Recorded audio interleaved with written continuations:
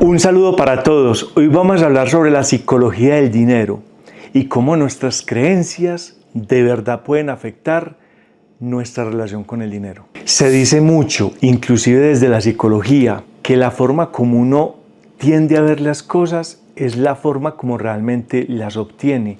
Es decir, que lo que nosotros creemos de creer, lo creamos de crear. Es lo que se llama la profecía autocumplida. Es decir, aquello en lo que yo tanto me enfoco es lo que obtengo.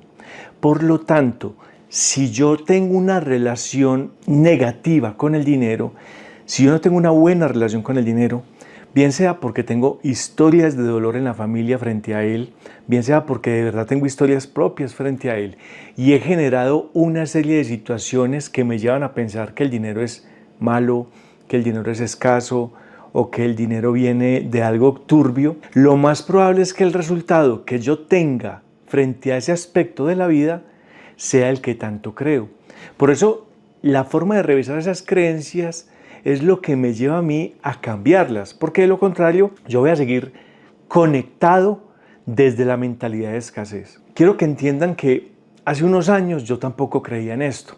Yo pensaba que esto era simplemente retórica o era cuento de gente que me quería vender humo o era gente que simplemente estaba hablando por hablar. Pero cuando uno comienza a conectarse con esa realidad, se da cuenta de que tiene muchísima razón. Nuestra mente es la que nos hace el juego a la hora de yo relacionarnos frente a cualquier cosa. Conozco personas muy cercanas a mí que tienen una creencia férrea desde pequeños que el sereno es malo. Si me están viendo de otro país, no sé cómo le llaman al sereno. En Colombia el sereno es el tiempo o el clima que surge a eso de las 6 o 7 de la noche. Es decir, cuando se va el sol y comienza a anochecer. Eso le llaman sereno. Entonces, desde pequeño nos han dicho, pilas con el sereno, no se enserene, porque el sereno es malo. O a otros les dijeron que no se moje en la lluvia, o sea, que se proteja, que se entre, que use sombrilla. ¿Por qué? Porque la lluvia es mala, porque te puede dar gripa, porque te puede resfriar. Entonces, esa serie de condicionantes, si se le dicen a uno ahora que tiene 40, 50 años, pues lo más probable es que uno simplemente se tome de hombros y diga, eso no tiene sentido. Pero cuando eres un chico, cuando eres un niño, una niña, esas palabras tienen muchísimo poder. ¿Por qué? Porque al principio las escuchamos y las metimos en el cerebro como cantaleta. Cantaleta significa canto letal. Entonces es un canto que se va repitiendo en nuestra mente. Entonces esa retórica va comenzando a formar redes neuronales muy poderosas. Tan poderosas que yo comienzo de verdad a entender que si yo no le hago caso a mi mamá, me va a pasar lo que ella me dice. Entonces me comienzan a pasar ese tipo de situaciones. ¿Por qué lo quiero llevar a ese plano? Porque es que la mayoría de las creencias que nosotros tenemos frente a las cosas en las que creemos hoy fueron en la infancia. O sea, las creencias frente al dinero, la mayoría de ellas, o por lo menos las que hoy más te están afectando, fueron en tu niñez. Entonces, aparte de eso, quien te las hizo creer fue una persona que también recibió esas creencias. Es como cuando corren 400 metros, que cada atleta va haciendo 100 metros y entregan un testigo, como un tubito, algo así, para hacer los relevos. Piensen en eso. Las creencias son un paquete, un testigo que yo le implemento a mis hijos, que a mí me lo implementaron mis padres, que a mis padres se lo pasaron los abuelos y que a mis abuelos se lo pasaron mis bisabuelos. Y son generaciones de generaciones que reciben lo mismo, es decir, reciben el mismo testigo. O sea que uno ya nace con un paquetico que le entregaron. Y frente al dinero, revisa, porque las creencias normalmente del dinero se van transmitiendo de generación en generación. Y ustedes dirán, no tiene sentido, porque yo estudio con gente que es de otra familia. Noten que las creencias frente al dinero son básicamente las mismas, sobre todo si uno comienza a relacionarse con gente que piensa parecido a uno, porque no nos digamos mentiras, la mayoría de nosotros nos relacionamos con personas que piensan muy parecido a uno, porque uno no quiere incomodarse frente a gente que no sea de mi misma resonancia, de mi misma frecuencia.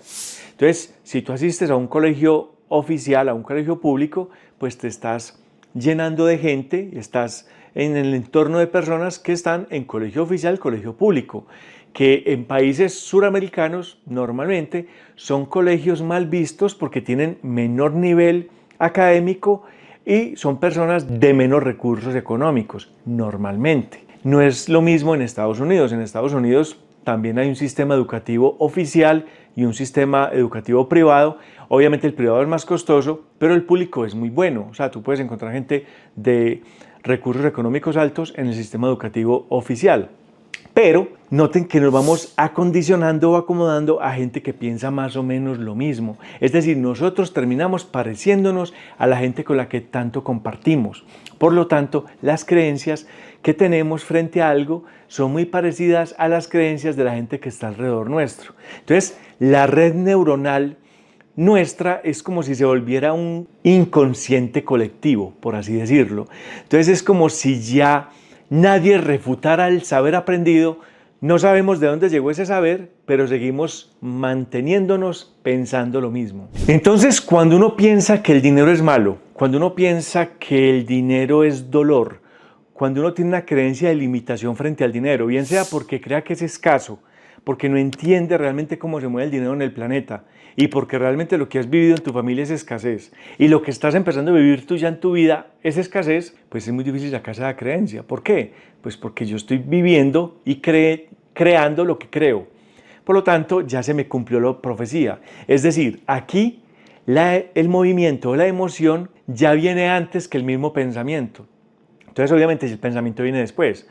Pero antes, ¿cómo era? Antes yo primero pensaba y luego creaba. Hoy en día no, hoy en día ya creo la realidad que me tocó y el pensamiento lo acompaña después.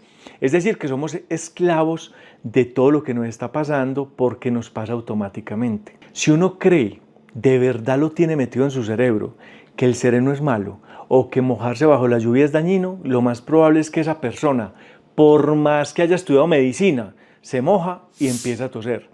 ¿Por qué? Porque es mucho más fuerte toda esa carga mental, ese testigo del que les hablaba ahora, que se pasa de generación en generación, que la misma forma de analizar y reflexionar las cosas. Entonces, yo ya no me conecto con ese análisis profundo y la reflexión, sino que me vuelvo absolutamente un nudo mental, una persona reactiva, una persona emotiva que simplemente toma decisiones sin saber de dónde están tomando. Si yo no comienzo a hacer una depuración de mis creencias, esas creencias se van a seguir manteniendo ahí, porque ellas mismas se actualizan, ellas mismas se corren automáticamente. Entonces se actualizan y son automatismos. Por lo tanto, es muy difícil hasta entender que estoy en una creencia. ¿Cómo identificarlas? Revisa cuál es el aspecto de tu vida o los aspectos de tu vida que no están tan bien como tú quisieras. Pareja, salud, acondicionamiento al cambio, finanzas. ¿Cuál parte de ellas te pega duro? ¿O todas? ¿O cuál de ellas realmente te está dando lidia en la vida? Que tú creas que viniste a trabajar eso, porque lo más probable es que viniste a trabajar eso aquí y tienes que comenzar a buscar las herramientas para hacerlo.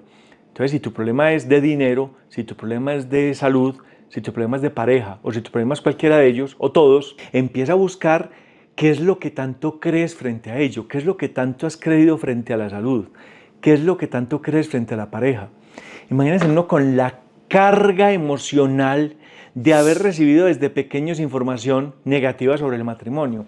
Ustedes se han dado cuenta de que cuando uno está con amigos, hombres, los hombres, no sé las mujeres, pero los hombres, se habla del matrimonio o le pregunto al amigo entre hombres, no solamente un amigo, hay 4 o 5 amigos, y entre hombres preguntamos cómo va el matrimonio, cómo está tu esposa. Noten que comienzan en la mayoría de los casos, sobre todo si hay mucha confianza, a hablarse de que no, ella es como un fiscal, no, el matrimonio es muy duro, no, es que estamos en crisis.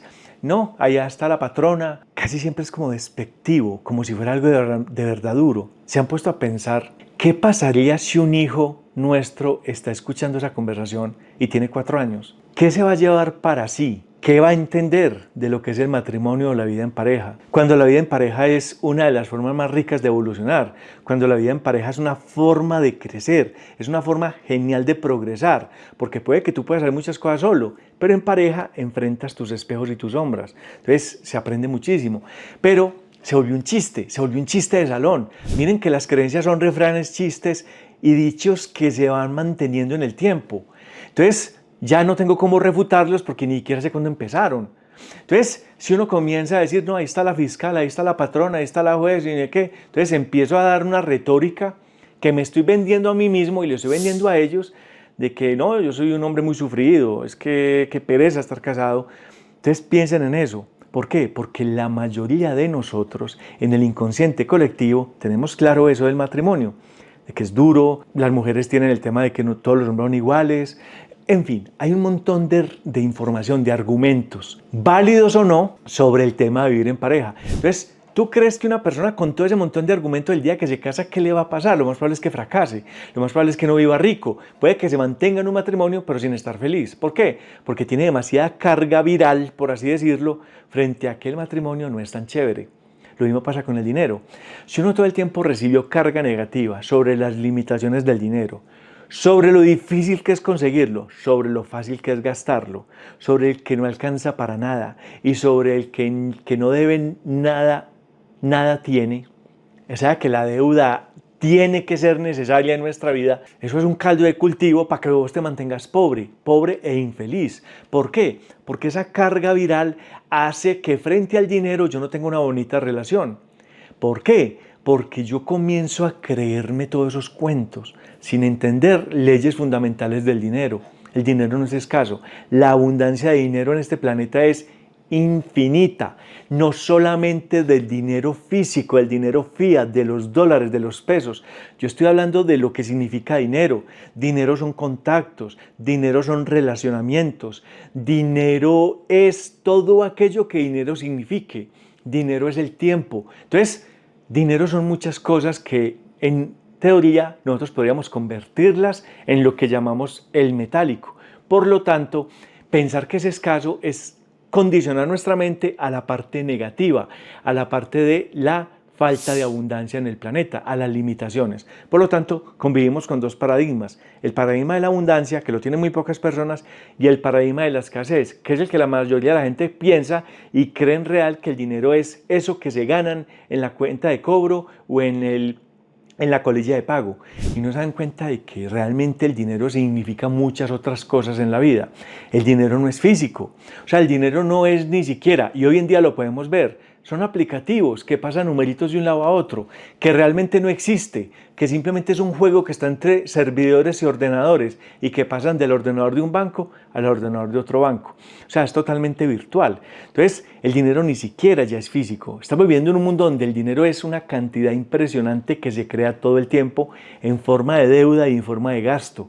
Por lo tanto, tenemos que comenzar a refrescar, a actualizar nuestra mente a lo nuevo, a lo que hoy es el dinero. Así que como ejercicio práctico, yo les propongo que comencemos a reflexionar sobre el aspecto de nuestra vida al que le quisiéramos trabajar. Este canal va muy enfocado al dinero, pero no solamente es de dinero. Aquí hablamos de pareja, aquí hablamos de salud, aquí hablamos de nuestra forma de conectarnos con el entorno, o sea, de todo, de ser feliz, de estar bien.